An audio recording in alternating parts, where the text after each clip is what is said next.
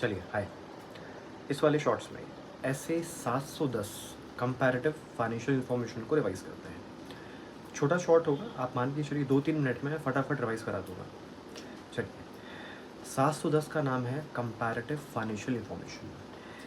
Comparative financial information में दो topics हैं, करस्पॉन्डिंग फिगर और कंपैरेटिव फाइनेंशियल स्टेटमेंट।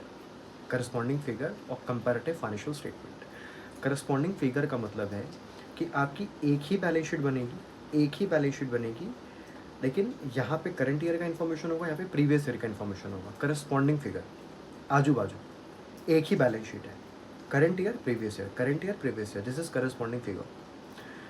अगर क्लाइंट अपना फाइनेंशियल स्टेटमेंट इस तरीके से प्रेजेंट करता है तो ऑडिटर की क्या जिम्मेदारी होगी?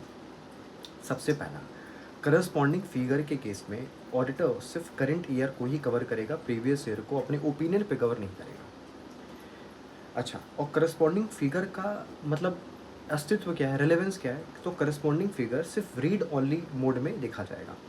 अच्छा, और करस्पॉन्डिंग फिगर इस पूरे फाइनेंशियल स्टेटमेंट का इंटरिम पार्ट माना जाएगा, क्योंकि आप देख पा रहे होंगे ये करस्पॉन्डिंग फिगर इसी फाइनेंशियल स्टेटमेंट का एक पार्ट है, अलग से नहीं बनाया गया है। अच्छा, जैसा कि मैंने आपको बोला कि ओपिनियन में ऑडिटर करस्पॉन्डिंग फिगर को कवर नहीं करेगा, लेकिन कुछ इसके एक्सेप्शंस हैं, 3 एक्सेप्शंस हैं।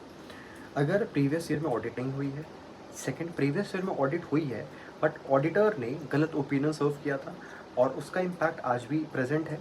तीसरा, ऑडिट हुई है, ऑडिटर ने मॉडिफाइड ओपिनियन प्रेजेंट किया था बट अभी भी उसका इम्पैक्ट बना हुआ है।